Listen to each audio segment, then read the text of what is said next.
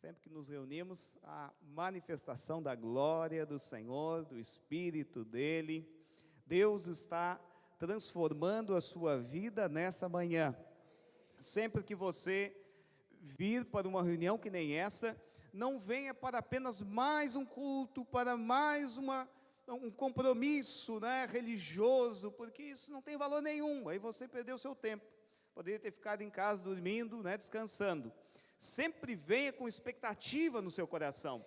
Qual a expectativa? De ser transformado.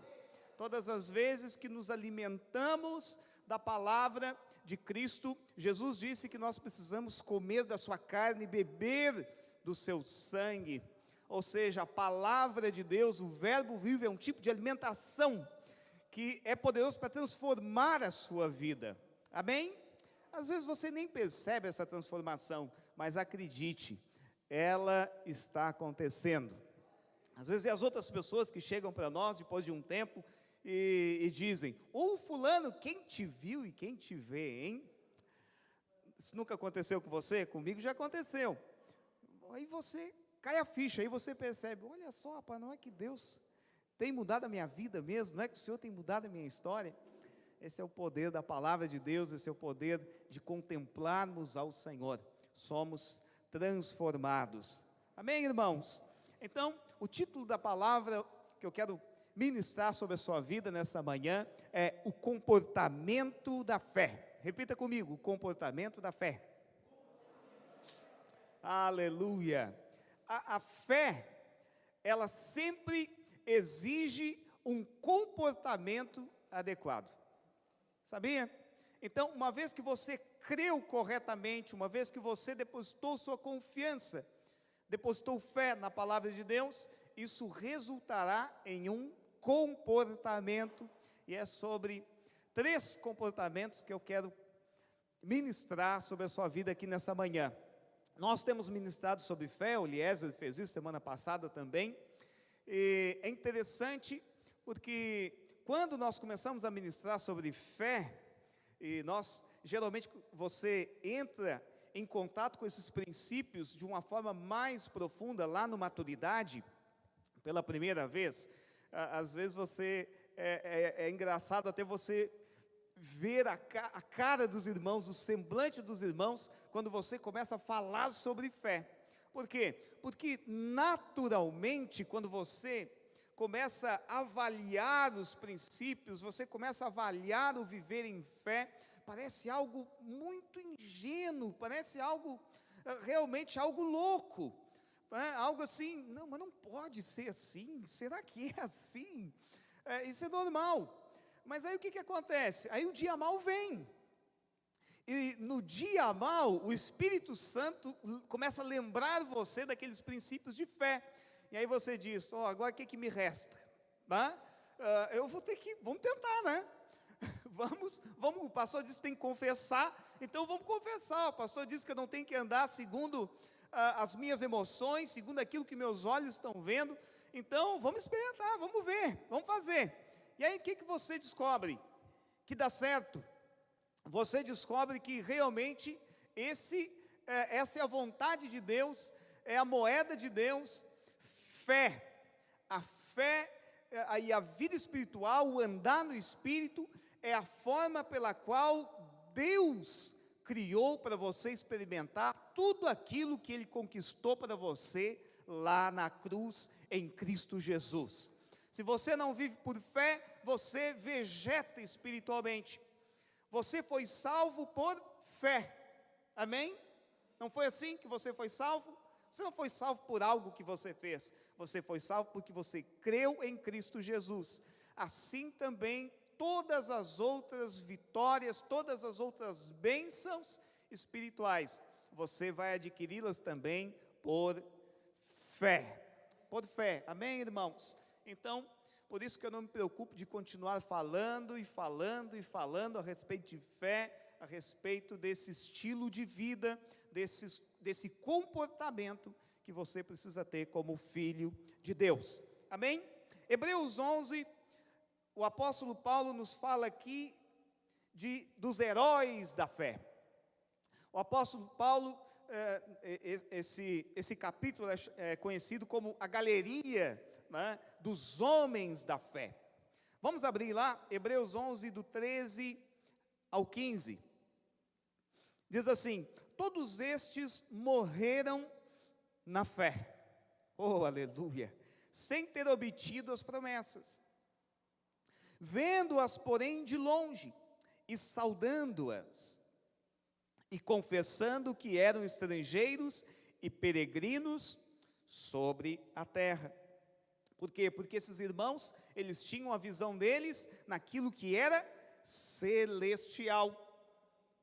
É isso, eles esperavam, né, o Cristo, eles esperavam o Messias que deveria de vir. Então os olhos desses homens estavam naquilo que era eterno, os olhos desses homens estavam no Messias que viria. Hoje você e eu também, amém? Você é dos da fé? Amém? Você é, acredite, você é dos da fé, por mais que aquele que não conhece a Deus ache tudo uma grande loucura, você viver por fé, mas nós somos os da fé, porque esse é o poder de Deus. Nós também, nós estamos olhando para aquilo que é eterno, e nós também estamos olhando para o Messias, não o Messias que há de vir, né, mas para o Messias que veio agora. Ele já veio, sim, virá depois, né, mas a nossa visão, a nossa esperança, né, está no Messias que veio, porque ele morreu, ao terceiro dia ressuscitou, né, para nos salvar. E se na verdade se lembrassem daquela de onde saíram, teriam oportunidade de voltar. Aleluia! Então, Deus não está decidindo hoje se vai abençoar você. Deus hoje não está decidindo se vai curar você.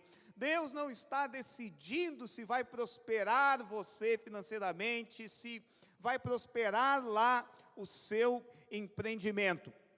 Deus não está pensando. Na realidade, o Senhor já habilitou você para isso em Cristo Jesus. Amém, irmãos?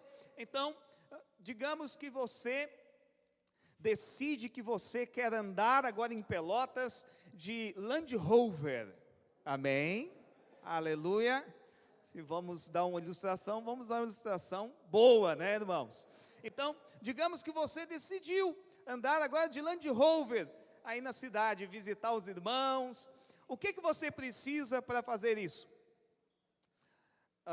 Você deve estar pensando, pastor, acho que em primeiro lugar Land Rover, né? Mas antes ainda da Land Rover, você precisa estar habilitado para dirigir. Você precisa de uma habilitação. Então tem irmão que ele compra o carro para depois tirar a habilitação. Está errado, irmão. Não pode. Você não pode andar na ilegalidade, irmão. Você é um filho de Deus. Imagina, lá o brigadiano parar você, e você está na ilegalidade. Aí daqui a pouco ele vai dizer, mas você não era crente? Você não é lá da igreja, cara, lá, já imaginou que vergonha? Então, você tem que estar habilitado primeiro. Então, a Land Rover, o carro, é o favor de Deus que está sobre a sua vida. Você já tem o favor de Deus. Deus já fez aquilo que precisava ser feito para você viver uma vida de ressurreição. A habilitação é a sua fé. A habilitação é o comportamento da sua fé. Amém? Então diga para alguém aí, experimentar o melhor de Deus não depende de uma vida sem erros, mas de um comportamento de fé. Vamos de novo? Experimentar o melhor de Deus não depende de uma vida sem erros, mas de um comportamento de fé. Aleluia! Glória a Deus! Hebreus 11 nos mostra como se comportaram esses homens, esses heróis da fé que estão aqui na palavra de Deus. Eu queria vou compartilhar com você 3 comportamentos. Primeiro, a fé olha para frente. Diga comigo, a fé olha para frente. Então, o autor de Hebreus diz que esses homens, eles morreram olhando para a promessa, saudando a promessa.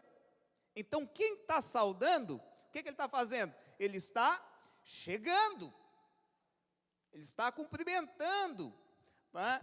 Ele não está se despedindo como alguém que olha para trás. Não, esses homens não estavam olhando para trás. A fé não olha para trás, a fé sempre olha para frente. É por isso que viver e andar no Espírito nunca pode ser uma vida de tédio. Você entendeu? Quando você anda no Espírito, a sua vida nunca é um tédio, a sua vida é sempre cheia de expectativas, a sua vida é sempre cheia de novas experiências, a sua vida é sempre uma santa adrenalina. É assim a vida daquele que anda no Espírito. Sabe por quê? Porque eu estou olhando para frente. Aquele que anda para trás, que olha para trás, tem gente que parece museu, vive do passado, irmãos? Então vive preso lá no passado, vive lamentando o que passou, ou vive naquele tipo de saudosismo do tempo que passou, como que era bom, pastor. Então, olha só, aquele que anda no Espírito, ele não olha para trás. A bênção de ontem é passado, irmão. Deus tem algo novo para você. Amém? Amém? A bênção de ontem é passado, já passou. Você é bom quando nós olhamos para aquilo que Deus fez, para a provisão de Deus no passado, só como testemunho. Somente como testemunho. Nunca tome aquela postura. Tem muito irmão que está sempre dizendo: pastor, não tem saudade daquele tempo, eu queria voltar, pastor, para aquele tempo lá, quando começou a igreja, a comunhão com os irmãos. Para, irmão, não tenho saudade não. Não, hoje está melhor. Hoje está melhor e amanhã vai estar melhor ainda. Eu sirvo um Deus de novidade, eu sirvo um Deus de coisas novas. Você também serve esse Deus. Amém? Aleluia! Então, esses homens, eles andaram 40 anos no deserto, comendo o que lá no deserto? Comendo maná. Maná. Deus dava o pão a cada dia para eles. Mas a Bíblia diz que eles comiam maná, usufruíam da bênção de Deus, mas os olhos deles estavam lá na frente. Por quê? Porque Deus tinha prometido uma terra. Como é que era a terra que Deus tinha prometido? Que mana leite e mel. A terra que mana leite e mel é a nova aliança. Por quê? Porque se mana leite e mel, eles não iriam precisar produzir nada. Eles não iam precisar forjar nada. Porque mana é que a terra produz. Ela dá para você. Você sabe que na nova aliança, no Novo Testamento, no tempo da graça que eu e você vivemos, o Senhor nos chamou para uma obra que já foi concluída, e agora Ele nos dá. Nos dá como? Através da fé, através do comportamento da fé. É assim que você toma posse, é assim que você traz a existência as coisas do Espírito para a sua vida, através da sua fé. Então diga comigo, a fé olha sempre para frente. Oh, aleluia. Aí nós podemos entender melhor as palavras do apóstolo em Filipenses 3,13, que diz assim: mas uma coisa faço, esquecendo-me das coisas que para trás ficam. Oh, irmão, esquece, irmão, daquilo que passou, esquece daquilo que para trás ficou, olha para frente, a fé sempre olha para frente, avançando para as que diante de mim estão. Oh, aleluia, glória a Deus. Nós precisamos ampliar a nossa visão a respeito de Deus, irmãos. Tem gente que, quando ele fica olhando para aquilo que Deus fez, a conclusão que ele chega é o seguinte: olha, Deus já me deu até demais. Eu já recebi o que tinha que receber. Olha, Deus foi tão bom comigo. Ou tem outros que ficam até pensando que o que ele recebeu já era tudo que Deus tinha para dar para ele. Olha, eu já recebi tudo que Deus tinha para dar. Eu já tive todas as experiências que alguém pode ter aí no Evangelho, eu já tive.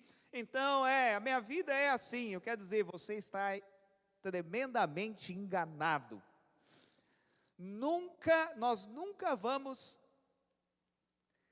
ter tudo no sentido de estarmos saciados ou de ter visto tudo aquilo que Deus pode fazer. Ele é tão infinitamente superior a nós, irmãos.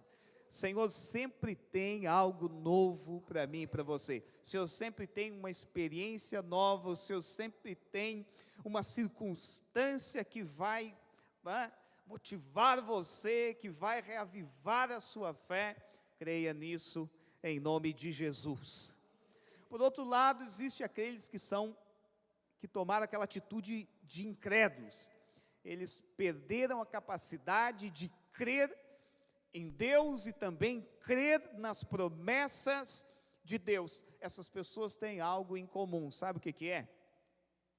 Eles estão sempre olhando para trás. Eles estão sempre olhando para o passado. É aquele camarada que chega: pastor, não sabe o que eu passei, não foi fácil.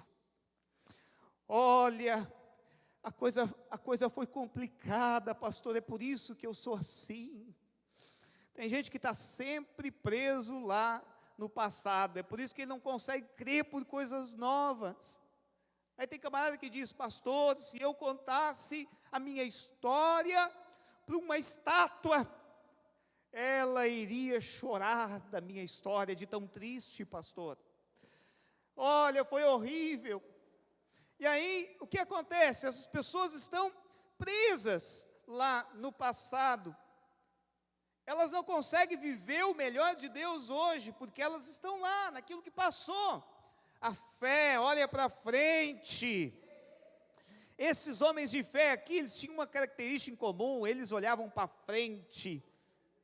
Eles olhavam para aquilo que era eterno, olhavam para as promessas, olhavam para a terra prometida, era lá que estavam os olhos desses homens. Aleluia! Quando o assunto é comportamento de fé, precisamos entender que uma vez que você se comporta que nem a palavra de Deus diz para você se comportar, aquilo se torna uma realidade na sua vida.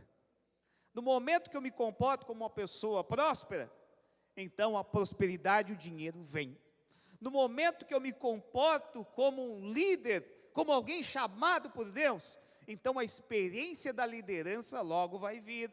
Quando eu me comporto como alguém frutífero, então você vai se tornar frutífero, os frutos vão vir.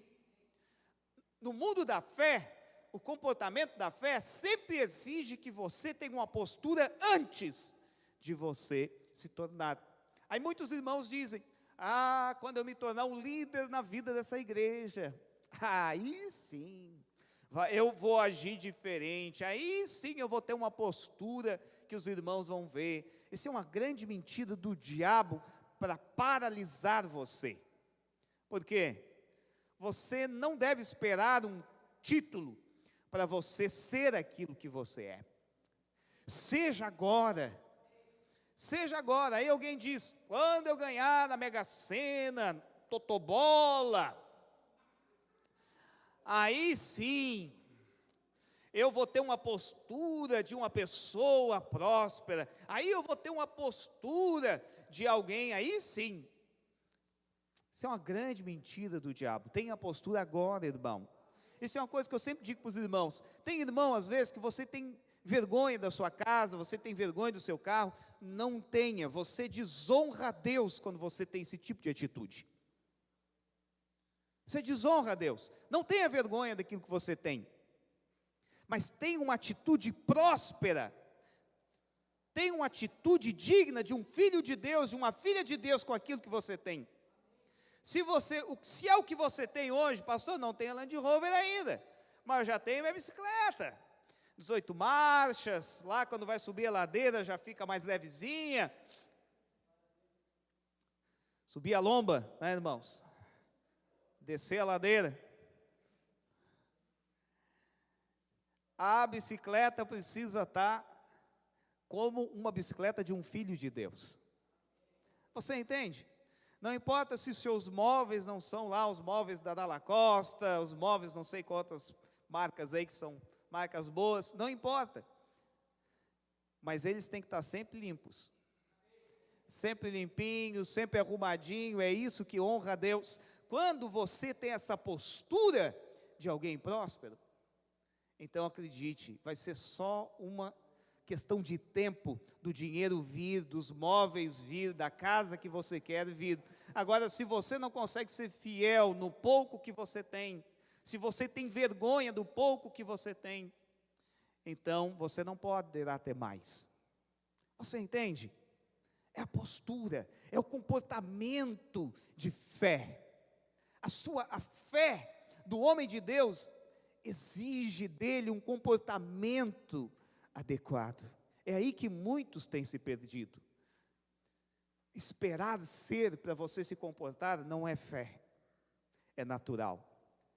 Ser antes de você ter, de ser reconhecido, de ter um título, isso sim é fé. Eu vou dizer, a maioria das coisas que eu faço hoje como pastor, eu já fazia antes de ter o título de pastor. Eu sempre tive encargo de cuidar dos irmãos, de zelar pela vida dos irmãos que andavam comigo. Sempre tive esse encargo. Sempre tive encargo pela vida da igreja, por cuidar das coisas da vida da igreja. Sempre. Sempre. É óbvio que quando eu fui ordenado como pastor, algumas práticas, né, e meu dia a dia mudou, mas o coração permanece sempre o mesmo. Já era antes de ser. Tanto que eu não era pastor e os irmãos já me reconheciam como pastor. Eu não tinha título, não tinha, os irmãos já me reconheciam, já me tinham como pastor deles. Olha só, é o comportamento de fé que faz a diferença. Amém, irmãos? Aleluia! Feliz de você que diante dessa pandemia não decidiu olhar para trás. Você tomou uma postura, eu vou crer, Deus cuida de mim, eu vou para frente, não vou parar não, Deus é comigo, Deus não está em quarentena, Deus não está olhando para essa pandemia da mesma forma que as pessoas olham, eu vou para frente, Deus vai me prosperar, eu vou avançar, essa célula vai multiplicar. Feliz de você que tomou essa postura, irmão. Por quê? Porque esse é o segredo, esse é o comportamento da fé. É por isso que você está aqui hoje, você não está em depressão, num quarto, numa casa, louco de medo, receoso, com medo da morte. Por quê? É porque lá atrás você tomou uma postura de fé, você teve um comportamento coerente com a fé de um homem de Deus. Então a fé sempre olha para frente. Aleluia! A fé também não conhece o caminho de volta. Interessante que o autor de Hebreus diz a respeito desses irmãos.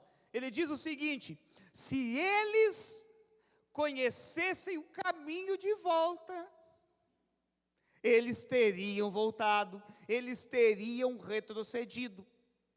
Você sabe o que Deus faz com você para transformar a sua vida? Deus tira você de um lugar, Deus tira você de uma geografia e coloca em outra. Deus tira você de um ambiente de incredulidade, de um ambiente onde você vivia espraguejando, de um ambiente de mentiras, de um ambiente de ilusão. Deus tira você daquele ambiente e coloca você em outro ambiente, coloca você em outra geografia. Amém? Você percebe Deus fazendo isso na sua vida? Deus faz isso através de relacionamentos. É por isso que muitas vezes relacionamentos que você tinha antes não vão permanecer agora. Muitos relacionamentos não permanecem. É interessante que teve certo dia que Jesus foi curar um cego. E Jesus disse: para que você seja curado, você tem que sair da aldeia. Jesus tirou ele de um ambiente, Jesus tirou ele de um lugar de incredulidade. Uma vez que o Senhor tirou, Jesus curou ele, e sabe qual foi o conselho de Jesus para ele? Não volta para lá. Por quê? Porque quem conhecia você como cego, agora vai ter dificuldade de lidar com você enxergando. Sabia disso? Então, quem não está ouvindo a música que você está dançando, acha que você é louco, acha muito estranha a sua dança. Você entende o que eu estou querendo dizer? Amém, irmãos? Então, a fé não conhece o caminho de volta. Crer sempre impele você para a vontade de Deus. E a vontade de Deus nunca está para trás. Os sonhos de Deus nunca estão para trás. Os sonhos de Deus estão sempre para a sua frente. Está sempre aquilo que Deus tem para você hoje, aquilo que Deus tem para você amanhã. Certa vez, lá em Mateus 8,19, um homem chegou para Jesus e disse que queria segui-lo. É interessante essa passagem, vamos ler. Mateus 8,19 diz assim: então, aproximando-se dele, um escriba disse: mestre, seguir-te-ei para onde quer que fores. Mas Jesus respondeu: as raposas têm covis, as aves do céu têm ninhos, mas o Filho do Homem não tem onde reclinar a sua cabeça. Sabe por que tem muita gente que retrocede? Porque ele ainda tem onde reclinar a cabeça.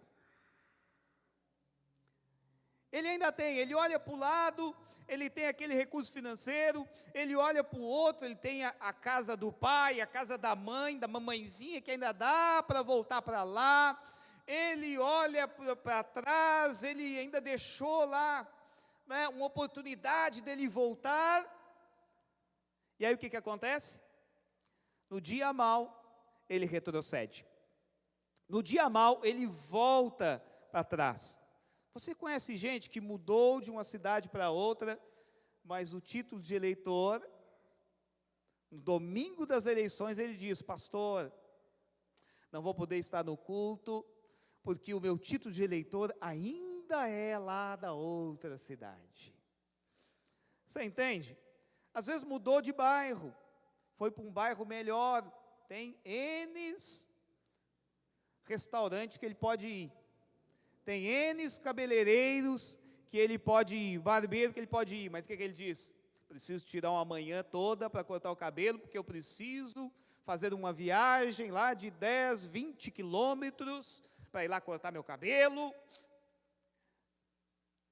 O problema não é o seu título de eleitor, o problema não é lá onde você corta o seu cabelo, o problema é quando você sempre deixa um rastro para trás. A fé não conhece o caminho de volta. A fé não conhece o caminho de volta. Tem muita gente que não avança, não cresce, sabe por quê? Porque ele está caminhando, mas no interior dele ele está sempre dizendo: se não der certo, eu volto para lá. A fé não conhece o caminho de volta. Se foi Deus que chamou você, irmão, queima as carroças, mata os bois, e não deixa caminho mais para você voltar para trás. Não deixa caminho para você voltar para trás, porque se você deixar, o autor de Hebreus diz, esses homens, apesar de serem heróis da fé, se eles tivessem o GPS, a rota do GPS para voltar, eles teriam voltado. Muita gente que vai implantar igreja, vai servir o Senhor em outras cidades, não avançam, por quê? Porque deixa lá, vou deixar lá minha casinha, tudo certinho, caso não dê certo, tá?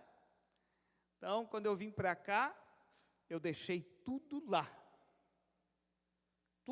queimei os bois, Então deixei lá, olha, vamos fazer o seguinte, mãe, deixa o meu quarto aí, não faz sala, porque vá que não dê certo, eu volto para o meu quarto aqui. Vou deixar lá, deixar preparado. Não, a fé não é assim. A fé não existe caminho de volta, irmão. Deus chamou você, aleluia, diga sim ao Senhor, e queima suas carroças, queima os bois. Por que tem casamento que não avança? Vive em crise, vive aquela instabilidade, porque diante da crise, o que o cônjuge diz para o outro? Eu vou separar, não dá mais.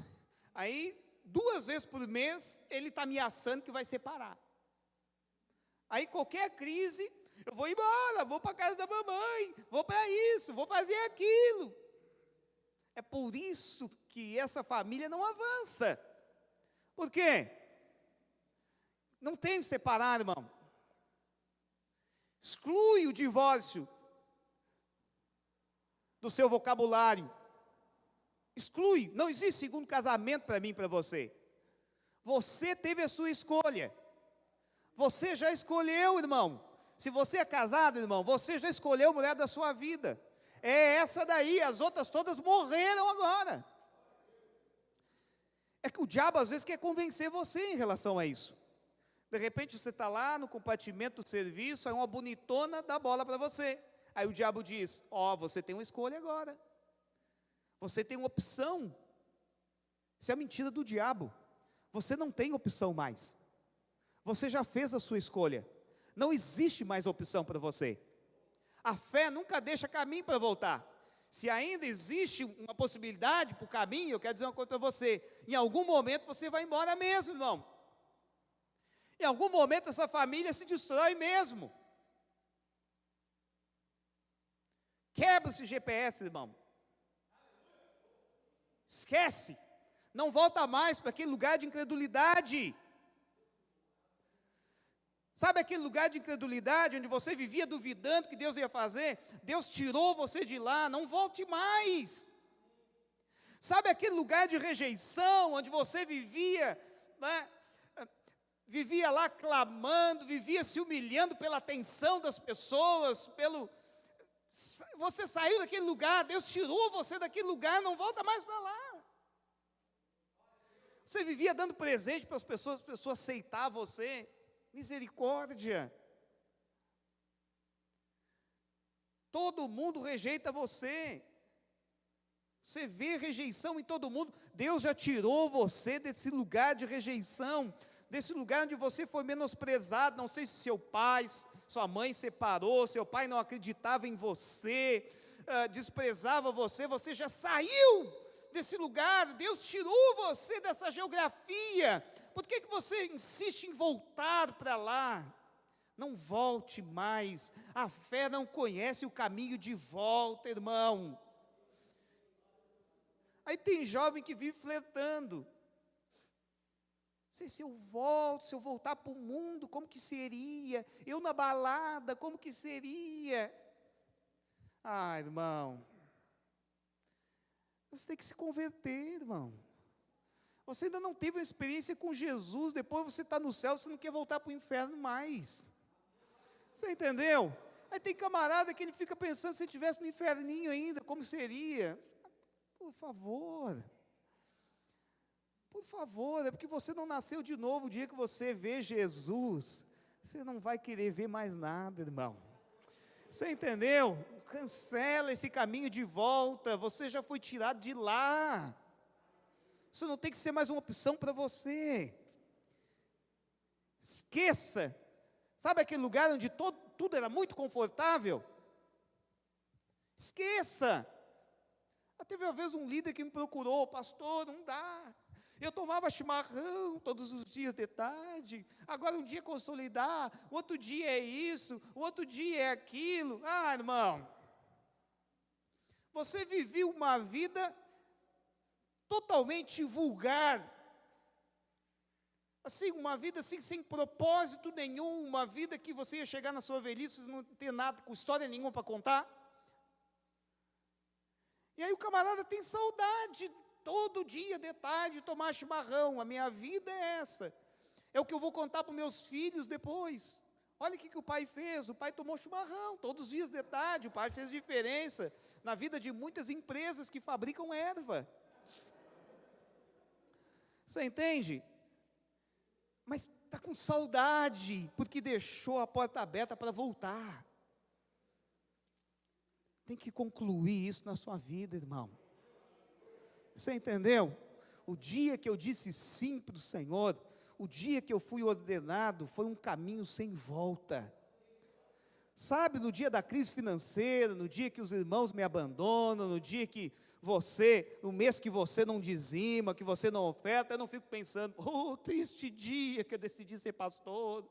Para quê? Para isso, porque a gente ama. Olha aqui, safado, de madrugada eu estava aconselhando ele, mas agora na hora de ofertar, dizimar, nada, o pastor que passe fome. Não é fácil ser pastor. Não. Eu só ganhei até as minhas crises, e olha que não foram poucas, todas elas o Senhor fez com que cooperassem para mim, cooperassem para o chamado, mas não tem caminho de volta, irmãos. Lembro do passado só como algo bom, bem, passou. O maná foi bom, mas tem uma terra prometida que mana leite e mel, não tem esforço nenhum, amém? Deus tem isso para você, aleluia. E por último, a fé morre crendo, mas não vive duvidando. Diga comigo, aleluia, diga, a fé morre crendo, mas não vive duvidando. O testemunho que o autor de Hebreus dá de que muitos viveram na fé, é que todos eles passaram pelo olho do furacão. Todos esses irmãos aqui passaram por situações desesperadoras, difíceis, mas eles foram sustentados por causa da sua fé. A fé que eles tinham sustentou eles, guardou eles. Fé em ação é você se comportar conforme Deus diz que você é. Eu não penso que eu terei. Os da fé, eles pensam que eles já têm. Eu não penso que eu serei. Os da fé, eles pensam, eu já sou. Você entendeu? Então você que é líder, você não pensa, um dia eu vou multiplicar essa célula. Não, você já multiplicou, irmão. É uma realidade. Deus não chamou você e largou você na chapada. Se vire agora, o negócio é complicado. Não. É um comportamento de fé. Eu não penso que eu vou chegar lá. Eu não fico pensando, um dia eu vou ser pastor de milhares. Eu já sou, eu me comporto assim. Você entende? Me lembro uma vez que uma irmã chegou para mim e disse, pastor, para que tudo isso? Para que tanta excelência? Para que, né? Deus é simples. Eu digo, irmã, sabe qual é a diferença entre eu e você? Isso foi bem no início da igreja aqui. Você vê essa meia dúzia de irmãos aqui. Eu não. Eu não vim para cá para pastorear meia dúzia de irmãos. Senão eu tinha ficado lá, já tinha quase 100 lá, em Camaquã. Eu vejo as centenas já, eu vejo os milhares já. Eu vejo já os muitos pastores que eu vou pastorear. É por isso, você entende? A fé morre crendo, mas não vive duvidando. Esse comportamento de fé vai sustentar você nos dias difíceis. Haverá um dia na sua vida, haverá um tempo na sua vida que você não vai ter circunstância. Não é que todos vão abandonar você, mas para você vai parecer. Não é que você não tenha nenhuma circunstância, mas para você, você não vai conseguir enxergar nenhuma circunstância. Você vai dizer, o sonho acabou agora. Você não vai nem sentir. Nesse dia esse comportamento de fé aqui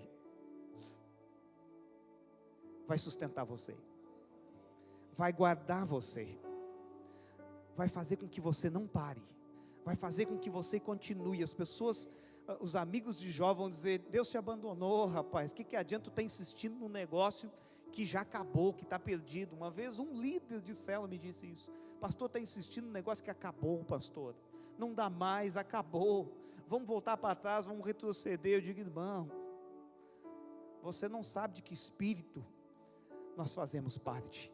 Nós não voltamos, nós não retrocedemos, a gente vai até o final, a gente morre crendo, mas a gente não duvida da promessa de Deus. Aleluia.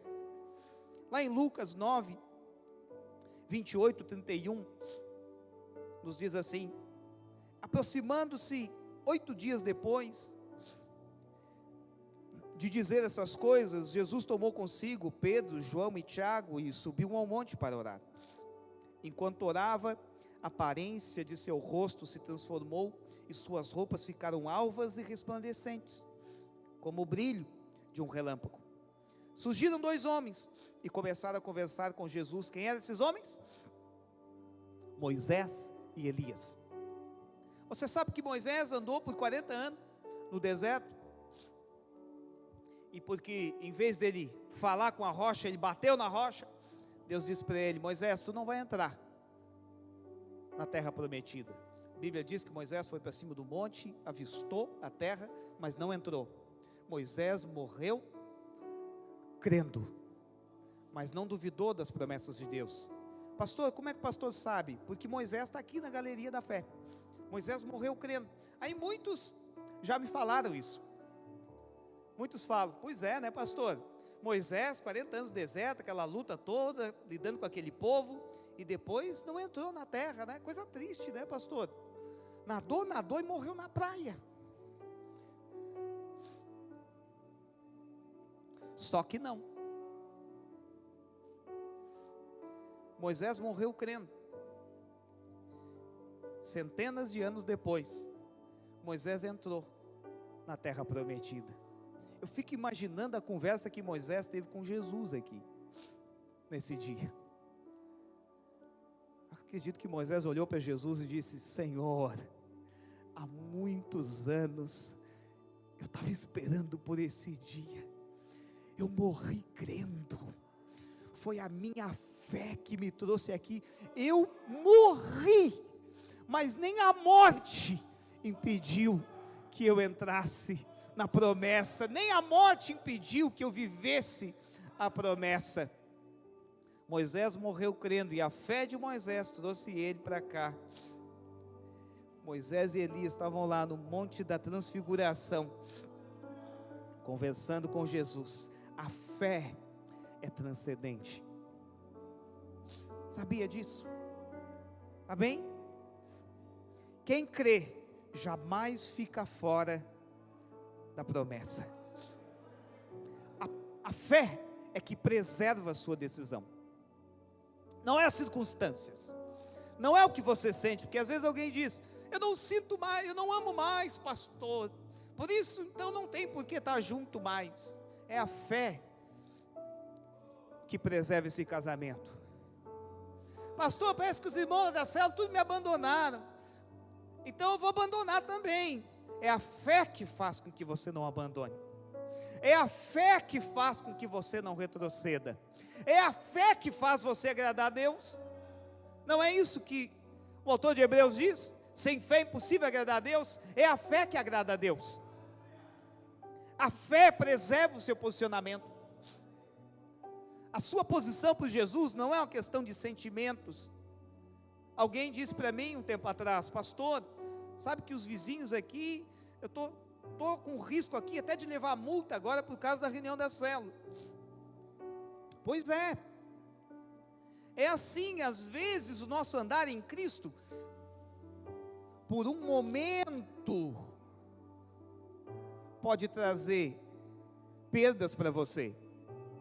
Outro irmão falou: pastor, descobriram que eu era crente, o patrão lá não gosta de crente, colocou para a rua. Eu digo: glória a Deus, irmão. Glória a Deus, você está sendo perseguido por causa do Senhor, Deus vai abrir uma porta melhor, maior para você. Você entende? A fé preserva o seu posicionamento.